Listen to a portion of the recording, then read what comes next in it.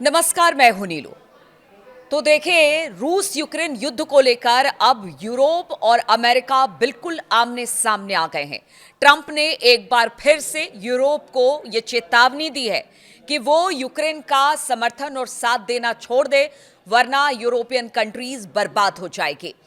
जी हाँ, तो यूक्रेन जंग के समाधान को लेकर लंदन में यूरोपीय नेताओं की अहम बैठक अभी 2 दिन पहले हुई थी और इस बैठक में ब्रिटिश प्रधानमंत्री कीर स्टारमर, यूक्रेनी राष्ट्रपति वोलोदिमिर जेलेंस्की, फ्रांसीसी राष्ट्रपति इमैनुअल मैक्रों और जर्मनी के चांसलर फ्रेडरिक मर्च शामिल हुए थे। इस दौरान स्टारमर ने कहा कि हम यूक्रेन के साथ खड़े हैं। अगर युद्ध विराम होना होगा तो वो न्याय संगत और स्थायी होना चाहिए, यानी कि जितने ईयू के देश हैं, यूरोपियन कंट्रीज हैं, वो सब इस वक्त यूक्रेन के साथ खड़े दिखाई दे रहे हैं।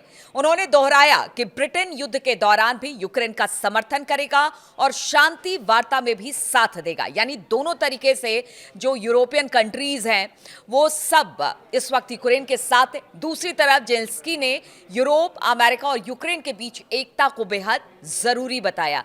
देखिए, जेलेंस्की कह रहे हैं कि बिना अमेरिका के आए भी जो शांति वार्ता रूस के साथ होगी वो नहीं हो सकती है, इसलिए अमेरिका का भी साथ आना जरूरी है, यानी वो बीच का रास्ता लेकर चल रहे हैं। जेलेंस्की ने कहा कि ताकि रूस यूक्रेन युद्ध के अंत को लेकर मजबूत बातचीत हो सके। लेकिन अगर अमेरिका की बात की जाए तो ट्रंप के बेटे डोनाल्ड ट्रंप जूनियर ने 7 दिसंबर को कतर में आयोजित दोहा फोरम में कहा कि जेलेंस्की जानबूझकर जंग खत्म नहीं कर रहे हैं।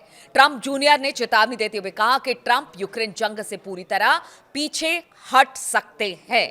तो ये चेतावनी दे दी गई है अमेरिका की तरफ से और ट्रंप भी बार बार यूरोपियन कंट्रीज और खासतौर पर जेलेंस्की को ये बात समझा रहे हैं और चेता रहे हैं। उन्होंने आगे कहा कि यूक्रेन के अमीर और भ्रष्ट लोग देश छोड़कर भाग गए हैं, लड़ने के लिए सिर्फ गरीब और आम लोग को छोड़ गए हैं। जब तक अमेरिका पैसा देता रहेगा, यूक्रेन शांति नहीं लाना चाहेगा। ट्रंप जूनियर ने यूक्रेन को रूस से ज्यादा भ्रष्ट बताया है। आप देखिए कि इस समय इस तरह की बातें अमेरिका की तरफ से कही जा रही है, जो ये बताता है कि वो रूस के साथ खड़े हैं और साथ ही साथ दबाव जेलेंस्की पर और यूक्रेन पर कि वो शांति का रास्ता अपनाए। हालांकि रूस यूक्रेन युद्ध रोकने के लिए अमेरिका ने 21 नवंबर को 28 पॉइंट का पहला शांति प्लान पेश किया था।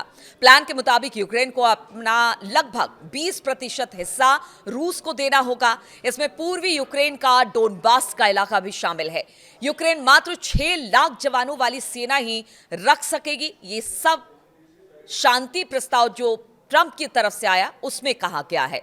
अब नाटो में यूक्रेन की एंट्री नहीं होगी, ये भी इस शांति प्रस्ताव में है। नाटो सेनाएं यूक्रेन में नहीं रहेगी, ये भी एक बिंदु है जिस पर इस शांति प्लान पर चर्चा होनी है। प्लान में कहा गया कि रूस द्वारा शांति प्रस्तावों को मानने पर उस पर लगे सभी प्रतिबंधों को हटा देगा, यानी कि ये सुनिश्चित करेगा कि अगर ये बात शांति वार्ता की यूक्रेन मान लेता है तो जितने भी प्रतिबंध है उसे हटा दिया जाएगा। साथ ही यूरोप में जब्त की गई लगभग 2000 करोड़ रुपए की संपत्ति भी डीफ्रीज कर दी जाएगी। यूरोप के नेताओं का कहना है कि अमेरिका के शांति प्लान में यूक्रेनी सुरक्षा गारंटियों का तो जिक्र है, लेकिन साथ ही यूक्रेन से जमीन छोड़ने, सेना की संख्या कम करने और नाटो को यूक्रेन में सैनिक भेजने से रोकने की भी मांग की गई है। और यही वजह है कि यूरोप ने इसे रूस के लिए फायदेमंद बताते हुए इसे खारिज कर दिया और 23 नवंबर को जेनेवा में अपना 19 पॉइंटर काउंटर प्लान बनाया। यह योजना अब 20 सूत्री हो गई है, पहले 19 थी, अब 20 सूत्री हो गई है। ट्रंप ने इस पर नाराजगी जाहिर करते हुए कहा कि जेलेंस्की ने अभी तक अमेरिका के प्लान को पूरी तरह से नहीं पढ़ा है और इस बात का जिक्र बार बार करते रहे हैं ट्रंप ने कहा कि रूस तो मान रहा है लेकिन जेलेंस्की नहीं मान रहे। इसके बाद ट्रंप ने 7 दिसंबर को कहा है कि 7 दिसंबर को कहा था कि जेलेंस्की के लोग प्लान को पसंद कर रहे हैं, रूस भी मान रहा है, लेकिन जेलेंस्की तैयार नहीं लग रहे हैं। अमेरिका के राष्ट्रपति डोनाल्ड ट्रंप के खास दूत स्टीव विटकॉफ और दामाद जेनेरेट कुशनर ने 2 दिसंबर को वो रूस पहुंचे थे। वहां पुतिन से 5 घंटे बातचीत हुई। इसके बाद यूक्रेन और अमेरिकी अधिकारियों के बीच भी फ्लोरिडा के मियामी में बातचीत हुई ताकि किसी तरह की सहमति बन सके। अमेरिकी राष्ट्रपति डोनाल्ड ट्रंप के दूत और सलाहकार स्टीव विटकॉफ और ट्रंप के दामाद जेरेड कुशनर भी इसमें शामिल हुए। जेलेंस्की ने कहा कि विटकॉफ और कुशनर से उन्होंने फोन पर बातचीत की। इस बात की तस्दीक जेलेंस्की भी कर रहे हैं। जेलेंस्की ने कहा कि बातचीत को सकारात्मक उन्होंने बताया। ताकि दोनों पक्षों ने सुरक्षा गारंटी के ढांचे पर सहमति जताई, लेकिन कोई ठोस समझौता अभी नहीं हुआ है। ये बात जेलेंस्की खुद कह रहे हैं। जेलेंस्की ने भी ये भी कहा कि असली शांति तभी होगी जब रूस गंभीरता दिखाएगा। अब जानिए कि आखिर यूरोप इसे लेकर क्यों चिंतित है। क्या वजह है कि यूरोप यूक्रेन के साथ खड़ा है, ना कि रूस के साथ और अमेरिका जो शांति प्लान दे रहा है उसके साथ। अमेरिका चाहता है कि यूक्रेन पूर्वी इलाके यानी कि जो उसका पूर्वी इलाका है वहां से अपनी सेना को हटा ले और जेपोरोजिया न्यूक्लियर प्लांट रूस को सौंप दे। यूरोप कह रहा है कि ऐसा हुआ तो रूस 5 से 10 साल बाद फिर हमला कर देगा। यानी रूस की मंशा पर यूरोपियन कंट्रीज सवाल खड़े कर रही है। यूरोप को डर है कि यह प्लान रूस को फायदा पहुंचाते हुए यूक्रेन को कमजोर कर देगा, जिसका असर पूरे महाद्वीप की सुरक्षा पर भी पड़ेगा। फ्रांसीसी राष्ट्रपति मैक्रोन ने रूसी हमले की निंदा की है और कहा है कि रूस शांति चाहता ही नहीं, वो लगातार उकसावे वाली कार्रवाई कर रहा है। हमें रूस पर और दबाव डालना होगा ताकि ये शांति के लिए मजबूर हो सके। साथ ही मैक्रोन ने अमेरिका पर यूक्रेन को मजबूर करने का भी आरोप लगाया है। ब्रिटेन प्रधानमंत्री स्टमर ने कहा कि यूक्रेन अपना भविष्य खुद तय करेगा और शांति सेना यूक्रेन की सुरक्षा की गारंटी में अहम भूमिका निभाएगी। अमेरिकी प्लान यूरोप को साइडलाइन कर रहा है, ये इस बात का जिक्र भी यूरोपियन कंट्रीज कर रही है। ट्रंप प्रशासन के 28 पॉइंट्स का शुरुआती प्लान वार्ताओं में यूरोप को बाहर रखा गया है, जो कि यूरोपीय नेताओं को साइडलाइन जैसा महसूस हो रहा है। गार्जियन के अनुसार यूरोप और नाटो के पास ना तो हथियार की कमी है और ना ही धन की, लेकिन उन्हें अपनी बात रखने से रोका जा रहा है। ऐसा इनसिक्योर फील कर रही है यूरोपियन कंट्रीज।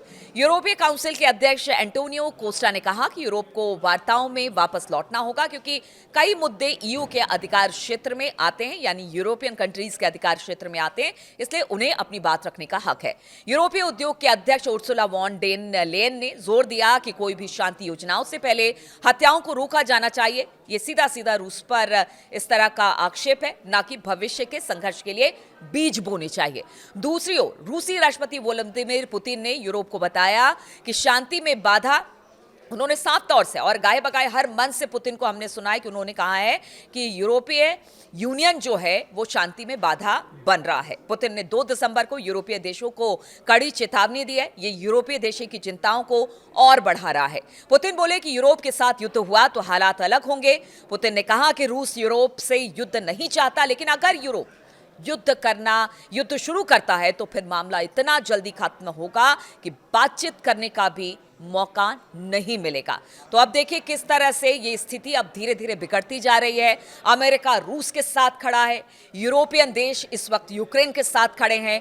ट्रंप लगातार यूक्रेन को भी चेतावनी दे रहे हैं, यूरोपियन कंट्रीज को भी चेतावनी दे रहे हैं, लेकिन कोई इसे मानने को तैयार नहीं है। अब स्थिति क्या बनेगी, क्या यहां पर तनातनी आगे और बढ़ने वाली है, ये देखने वाली बात होगी, क्योंकि इस बीच इन सब की तनातनी के बीच पूरे अगर दुनिया भर की बात की जाए तो सबकी निगाह इस ओर है कि अब जो ये बातचीत है या जो पीस की बात रूस यूक्रेन के बीच में हो रही है वो कहां जाकर रुकेगी।